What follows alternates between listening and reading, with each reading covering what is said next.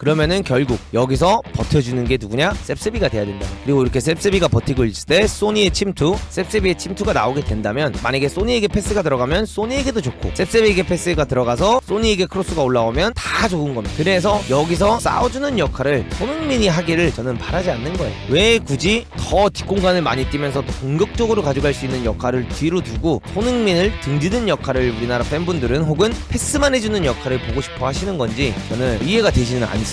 네, 여러분들 오늘 미리 보는 토트넘 대 번리 프리뷰 한번 해보도록 하겠습니다. 여러분들이 내일 또 우리의 주말 예능을 책임지는 토트넘 경기를 보셔야 되지 않겠습니까? 그 경기를 보는데 앞서서 어떻게 하면 토트넘이 번리를 이길 수 있는지에 대해서 한번 이야기를 해드리려고 합니다. 자, 여기 보시면요, 일단은 우리가 번리의 공격력에 대해서 한번 봐볼 겁니다. 여러분들, 번리가 공격을 할 때 본인들이 약팀임에도 불구하고 굉장히 많은 숫자를 앞으로 이렇게 보내면서 공격을 가져갑니다. 그렇기 때문에 공격력이 절대로 안 무섭지는 않아요. 근데 이렇게 만약에 공격력을 가져가게 되면 반대로 열리는 것보다 번리의 뒷공간이 많이 열릴 수밖에 없다. 그렇다 보니 손흥민 선수, 히샬리숑, 클루셉스키가 득점을 가져갈 확률이 굉장히 높은 경기이며, 이번 경기에서는 또다시 제가 지난주 본머스전에 이어서 한번 예측을 하자면 대량 득점이 가능한 경기이다, 이렇게 말씀드리고 있습니다. 그래서 이렇게 공격을 시작하는 번리의 모습을 볼 수가 있는데, 사실 콤파니 자체가 여러분들 펩 과르디올라에게 배운 선수 아니겠습니까? 그러다 보니까 굉장히 이런 드라이브 스루라든가 이런 하프 스페이스에서의 과감한 슈팅들이나 이런 선수들의 이선 침투도 굉장히 좋아요. 그렇기 때문에 만약에 이번 경기에서 비수마라든가 반더벤이 만약에 90분 경기를 뛰었기 때문에 체력적으로 조금 집중력이 흐트러진다면 번리에게도 충분히 실점을 할 수 있다, 이거를 말씀드리고 있습니다. 그래서 아쉽게 득점이 되지 않았죠. 이 장면에서도 보면 파포스트에 있는 선수를 보고 길게 크로스를 붙입니다. 지금 번리의 숫자를 보세요. 여러분들, 하나, 둘, 셋, 넷, 다, 여, 일곱, 여덟, 9명이나 올라와서 공격을 하고 있는 장면을 볼 수가 있습니다. 이게 어떻게 보면 승격팀이 이렇게 축구하기가 쉽지 않은데 역시나 과르디올라의 영향이 세다는 걸 느낄 수가 있고요. 여기서 크로스가 올라오는 거를 헤딩으로 떨궈주는 장면이 됐고요. 만약에 이런 장면에서 제가 아까 말씀드린 것처럼 반더벤이 90분 경기를 뛰었기 때문에 주중에 이거에 대한 피로도 혹은 이런 거에 대한 집중도가 떨어지게 된다면 여기서 이런 득점이 나올 수 있다. 그래서 가장 중요한 건 요 앞선에 있는 미드필드진이 쉽게 뚫리지 않고 쉽게 이런 킥들을 하지 못하게 만드는 게 굉장히 중요한 경기다, 이렇게 말씀드리고 싶고요. 코너킥 같은 상황에서도 세트피스라든가 이런 게 준비가 꽤나 잘 돼 있는 팀입니다. 선수들을 앞쪽으로 이렇게 보내면서 시선을 끄는 장면들을 만들고요. 이렇게 나오고 여기서 서포트를 해주면서 리어포스트에 있는 선수를 끌고 나오게 되죠. 그러다 보면 어떻게 되냐, 선수들이 몰리게 되고 공이 길게 가면서 여기서 이런 헤딩이라든가 이런 세트피스들을 통해서 득점을 충분히 가져갈 수 있는 팀이다. 그래서 우리가 지금 번리를 보면 사실상 여러분들,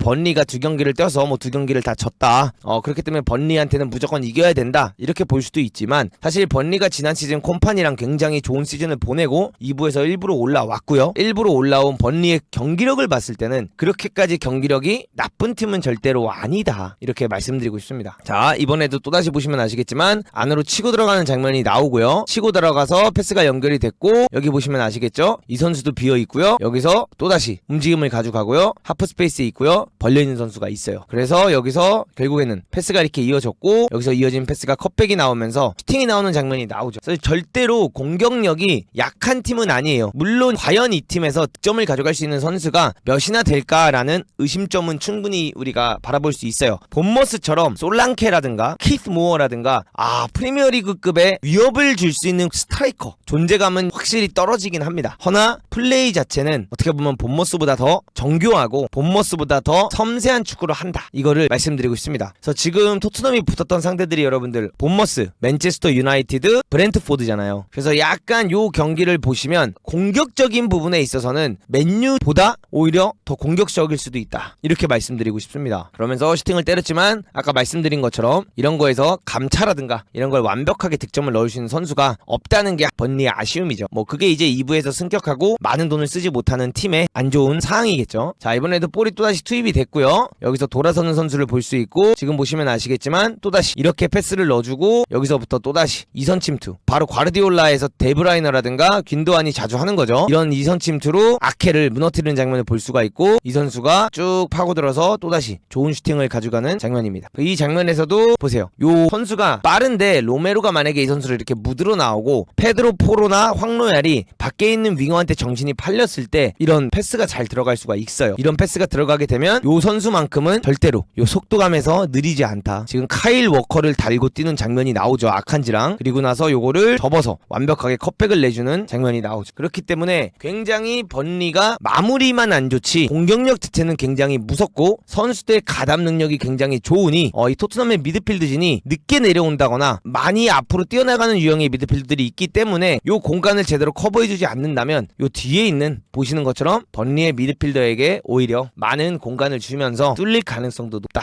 이거를 말씀드리고 있습니다. 자, 그렇다면 번리 약팀이라고 치면 여러분들 우리가 어떤 생각을 하게 됩니까?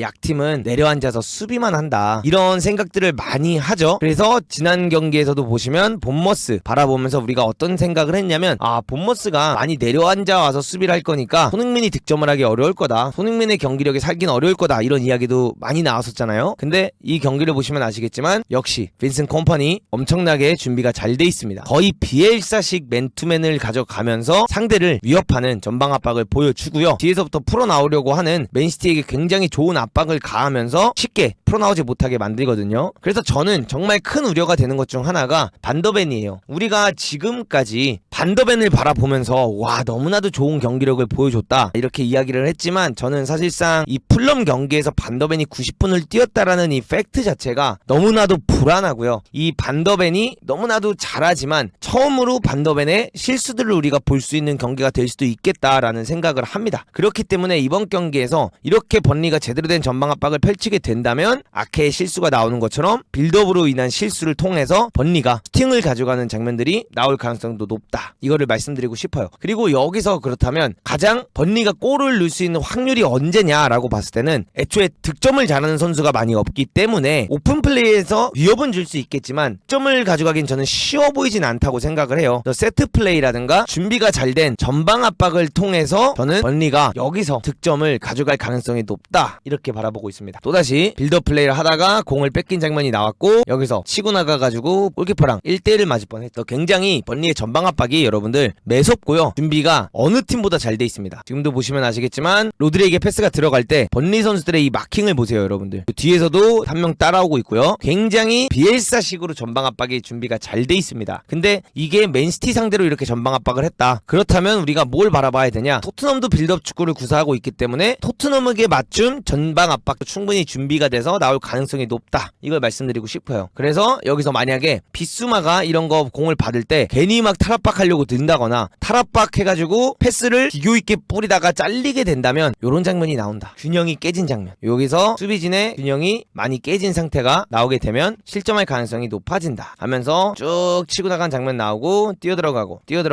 뛰어들어가면서 맨시티 자체도 굉장히 오프 밸런스가 생기면서 이런 슈팅까지도 나오는 장면들을 우리가 바라볼 수 있었습니다. 이제 번리에 대한 부분은 우리가 봤으니 그렇다면 토트넘이 이 경기를 앞서서 어떻게 경기를 해야 되나? 히샬리숑이 저는 이번 경기에서 나오는 게 굉장히 중요할 거다라는 생각을 하고 있습니다. 여기서 히샬리숑이 이렇게 공을 받으러 나왔을 때 패스가 이어진 걸 볼 수가 있고요. 뛰어들어가는 클루세스키라고 보시면 될 것 같아요. 그 다음에 이 자리에 황로얄이나 포로가 서 있다고 치면 셉세비가 이런 거를 패스를 주고 뿌려주는 장면이 나옵니다. 그래서 셉세비가 공을 지켜주고 패스가 들어갔을 때 셉세비가 오버래핑을 나가면서 이런 공간 창출이 되고요. 여기서 이렇게 크로스가 내려왔을 때 득점을 가져가는 장면들을 볼 수 있어요. 그래서 진짜 엄청나게 치고받을 것 같아요. 그래서 히샬리숑이 이렇게 튀어나오면서 공을 지켜준 다음에 얼마나 잘 내주냐에 따라서 이번 경기가 판단이 될 거다. 이걸 말씀드리고 싶어요. 히샬이 요거를 내려오면서 잘 패스를 줘서 빠른 전진 패스가 셉세비라든가 손흥민에게 이어질 수 있으면 여기서 포로가 됐든 셉세비가 됐든 사르가 됐든 이런 선수들이 득점할 가능성이 굉장히 높고요. 그 다음에 제가 손흥민 톱이 나오지 않았으면 좋겠던 이유는 뭐냐? 바로 이렇게 히샬이 공을 받으러 가는 경우가 많기 때문에 가장 낮은 위치에 있다라는 거. 그래서 손흥민 선수가 전반전부터 손톱으로 나오면 연계 플레이 같은 부분에 있어서는 뭐 잘 될 수도 있겠지만 우리가 바라는 득점이 나오기는 쉽지 않을 것 같다. 요거를 말씀드리고 있습니다. 그러나 왜 히샬의 득점이 나올 수도 있냐라고 이야기를 해드리면 셉세비가 이렇게 치고 나가는 장면이나 손흥민이 이렇게 치고 나가는 장면에서 히샬리숑에게 오픈 스페이스가 많아지게 되고요. 이런 오픈 스페이스에서 빠른 침투 및 크로스가 올라오게 된다면 충분히 히샬리숑이 에버튼에서 보여줬던 그런 장점들을 보여줄 수 있을 것 같다. 있다. 요거를 말씀드리고 싶습니다. 이런 헤딩 싸움이라든가 여기서 쫑 싸움들을 히샬이 잘만 가져가 주면 충분히 득점이 나올 수 있고요. 이 장면에서도 보시면 아시겠지만 번리 선수들이 많이 공격진에 나오는 모습을 볼 수 있죠. 그러다 보니까 이 공을 땄을 때 빠르게 자니올러가 뛰는 걸 보고 빠른 칩샷을 넣어주니 자니올러가 미친듯이 치고 나가는 장면이 나오죠. 그러면 셉셉이랑 거의 비슷하기 때문에 셉셉이가 이렇게 치고 나가고 있을 때 히샬이 뛰어들어오게 된다면 히샬에게 이렇게 패스만 잘 준다면 히샬이 충분히 득점을 가져갈 수가 있다. 그래서 저는 이번 경기 풀램전에서도 득점을 했기 때문에 저는 충분히 여러분들 히샬리숑이 득점을 할 수 있을 거라고 생각을 하고요. 반대로 히샬이 뛰다가 항상 들어오는 패턴처럼 손흥민을 톱으로 보내게 되면 후반전에 이런 장면들을 우리가 기대해 볼 수 있다. 그래서 후반전에 톱으로 갔을 때 손흥민이 뒷공간이 많이 열리는 번리를 상대로 득점을 가져갈 수도 있고요. 반대로는 선발로 나오는 히샬리숑도 똑같이 득점을 가져갈 확률이 높아진다. 이거를 말씀드리고 싶습니다. 자, 이번에도 보시면 아시겠지만 왜 제가 손흥민보다는 그래도 히샬 톱을 써서 히샬로 뭔가 해야 되냐라는 이야기를 드리는 거냐면 에데르슨이 여기서 공을 잡고 있죠. 그 다음에 에데르슨이 어떤 선택을 하냐, 패스를 넣어줍니다. 그러면서 여기서 사르가 됐든 메디슨이 됐든 혹은 셉스비가 안으로 들어오면서 요거를 풀어나오는 장면이 나올 수 있겠죠. 그러면은 결국 여기서 버텨주는 게 누구냐, 셉스비가 돼야 된다는. 그리고 이렇게 셉스비가 버티고 있을 때 소니의 침투, 셉스비의 침투가 나오게 된다면 만약에 소니에게 패스가 들어가면 소니에게도 좋고 셉스비에게 패스가 들어가서 소니에게 크로스가 올라오면 다 좋은 겁니다. 그래서 여기서 싸워주는 역할을 손흥민이 하기를 저는 바라지 않는 거예요. 왜 굳이 더 뒷공간을 많이 뛰면서 더 공격적으로 가져갈 수 있는 역할을 뒤로 두고 손흥민을 등지는 역할을 우리나라 팬분들은 혹은 패스만 해주는 역할을 보고 싶어 하시는 건지 저는 이해가 되지는 않습니다. 그러면서 여기서 할란드가 공을 넣어주게 되고 알바레즈가 슈팅을 가져가는 장면이죠. 이번에도 에데르손이 공을 가지고 있을 때 상대가 강한 전방 압박을 나오게 되다 보니 어떤 선택을 하냐, 이렇게 나왔을 때는 굳이 빠르게 비카리오가 볼을 뿌리기보다는 앞에 서 있는 히샬을 보고 그냥 길게 붙여주면 이런 상황이 나옵니다. 그래서 이런 거를 히샬이 지켜주게 되고 소니가 뛰어들어가는 걸 보고 히샬이 넣어주게 되면 히샬도 좋고 소니도 좋고 그 다음에 뒤에 따라 들어오는 셉셉이도 좋고, 이런 것들을 좀 잘 활용했으면 좋겠어요. 단순히 공만 받으러 간다든가 단순히 뒤에만 있는다든가 이런 느낌보다는 오히려 비카리오가 공을 밟고 있고 공을 가만히 가지고 있어서 번리의 압박을 끌어낸 이후에 과도한 빌드업을 하다가 괜히 전방 압박을 통해서 공을 뺏기기보다는 이런 식으로 한 번 한 번 길게 바라보면서 히샬을 바라보고 때려주는 플레이들이 나오면 저는 좋은 공격이 충분히 토트넘으로부터 많이 나올 수 있을 것 같다. 그리고 이런 장면에서 뛰어들어가는 손흥민 아주 무섭다. 이걸 말씀드리고 싶습니다. 이 장면에서도 패스가 홀란드에게 이어집니다. 그럼 홀란드가 여기서 공을 잡고 어떤 선택을 하냐? 앞으로 나가는 장면이 나오죠. 그러면 이렇게 나갈 때 이거 보세요 여러분들. 여기에 소니가 뛰어들어가는 장면이 보고 싶으십니까? 여기서부터 공을 끌고 오는 소니를 보고 싶으십니까? 요걸 한번 여쭤보고 싶어요. 여기서부터 공을 받아서 치고 나와서 결국에 패스를 해줘야 되는 소니를 보고 싶으신 건지, 여기서부터 프레셔 없이 뛰어들어오면서 요 공을 받는 손흥민을 보고 저는 이게 더 보고 싶어요.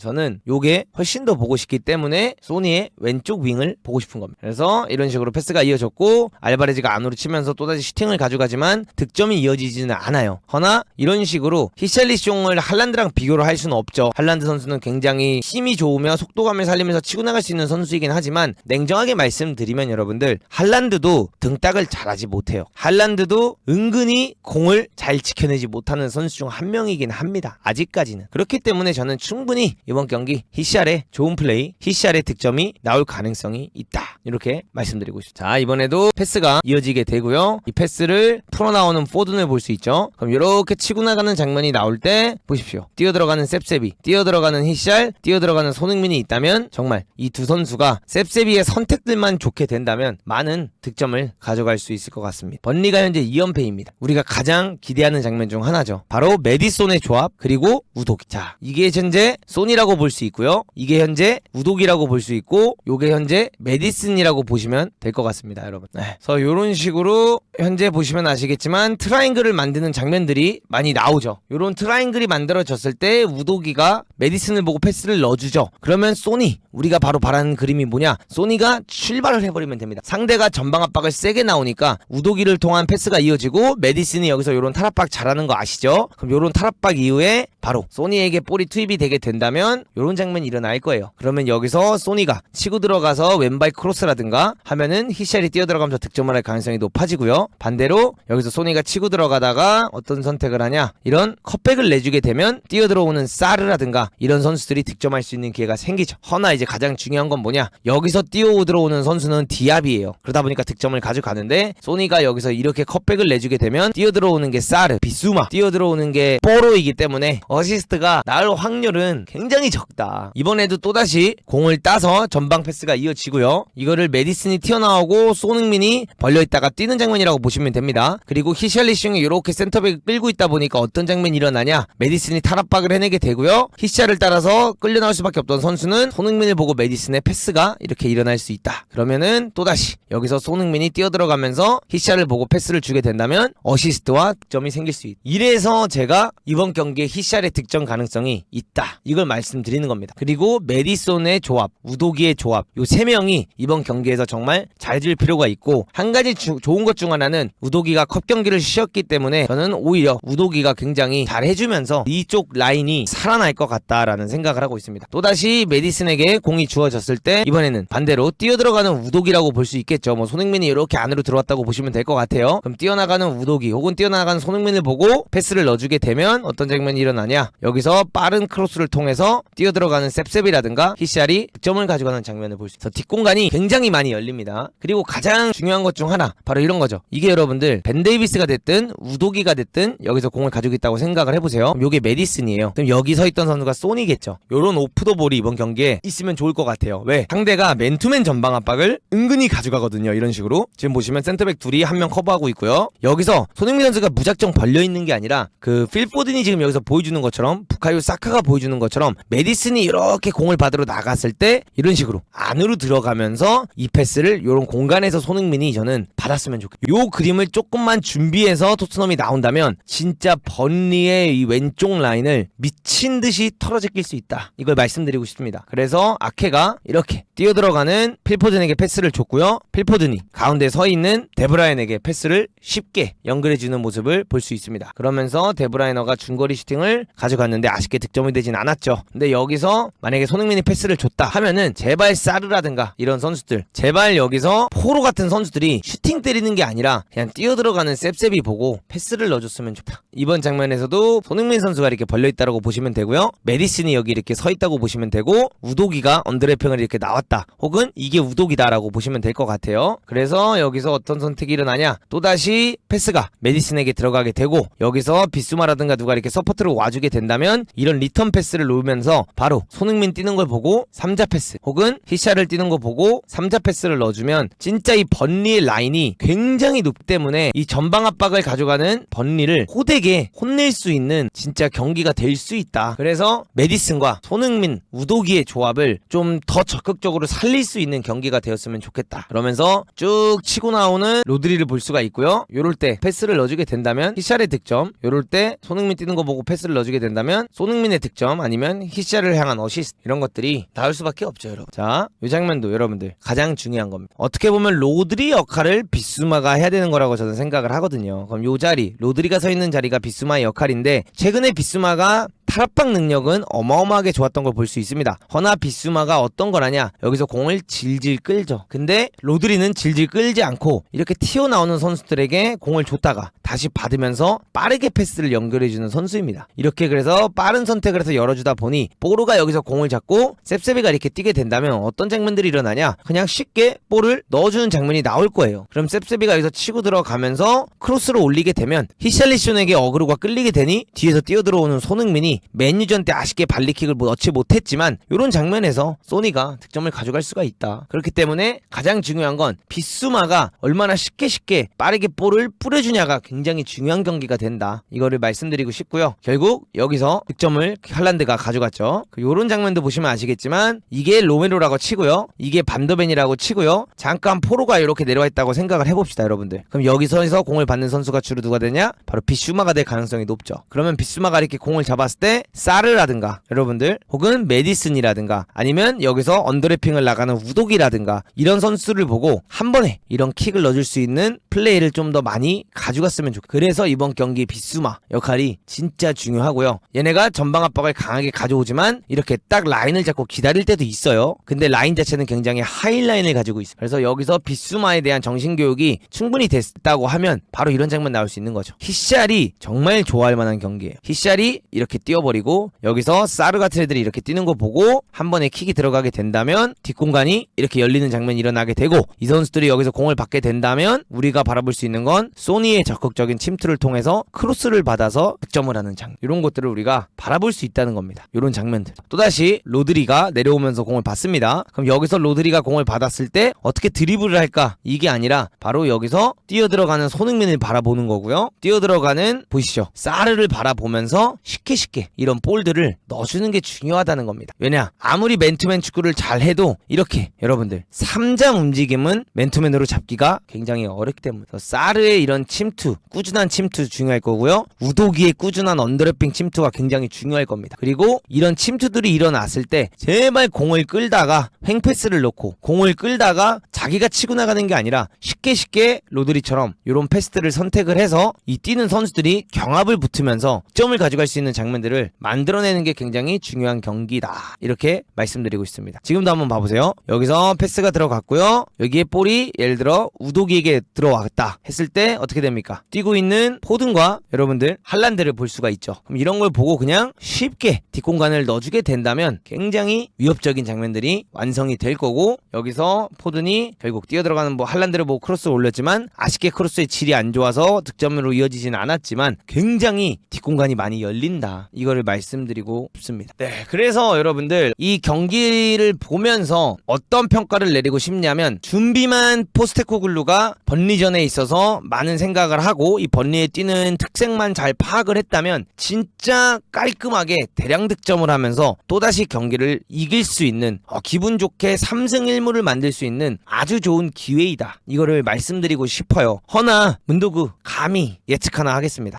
틀릴 수도 있겠지만 저는 축구를 해본 사람 입장에서 그걸 믿거든요. 이번 컵 경기에 반더벤이 90분을 출전을 했고요. 히샬리숀이 전반전부터 60몇 분을 뛰었고요. 결국 손흥민이라든가 이런 선수들이 메디슨이라든가 다 교체로 들어와서 뛰었는데도 결국 PK까지 가서 경기를 졌어요. 그렇기 때문에 피로도가 분명히 저는 누적이 되어 있을 거다라는 생각을 하고 있고요. 그 피로도가 이 누적이 된 상태인데 경기까지 졌기 때문에 더 안 좋은 상태가 됐을 수 있다라고 생각을 해요. 그리고 번리는 지금 프리미어리그에서 2연패를 했기 때문에 첫 승을 굉장히 원하고 간절함이 있는 팀이라는 것, 그런 것들을 바라봤을 때 만약에 선실점을 토트넘이 번리의 전방 압박을 통해서 당하게 된다면 저는 이 경기는 정말 답답하고 어려운 경기가 될 것 같아요. 허나 우도기가 경기를 안 뛰었으니, 비수마가 경기를 안 뛰었으니 그 경기를 안 뛴 선수들이 그 경기를 뛰었던 선수들보다 조금 더 많이 뛰어주면서 제가 아까 말씀드렸던 것처럼 메디슨과 손흥민 그리고 우도기 조합을 잘 활용한다면 반대로는 5대0, 6대0 진짜 골잔치, 소니 골, 히샬리숀 골, 셉세비 골, 메디슨 골, 이런 다양한 골 장면을 우리가 볼 수 있는 경기가 될 수도 있는 경기다라는 거를 많이 느껴집니다. 그렇기 때문에 저는 전반 초반에 토트넘이 빌드업을 가져가면서 경기 운영을 하려고 들겠지만 저는 오히려 이 번리가 전방 압박을 나오는 이 심리를 잘 이용해서 아까 제가 말씀드렸던 것처럼 비수마를 통해서라든가 혹은 로메로가 직접, 반더벤이 직접, 비카리오가 직접 바로바로 히샤를 보고 넘겨주면서 이렇게 공간 침투하면서 공격을 가져가는 걸로 시작을 해서 번리의 뒷공간에게 계속 경고를 해주고 그 다음에 빌드업을 가져가는 게 저는 되게 좋을 것 같다. 감히 예측을 하자면 저는 토트넘이 이 경기 비기거나 질 가능성도 꽤나 높을 수 있다.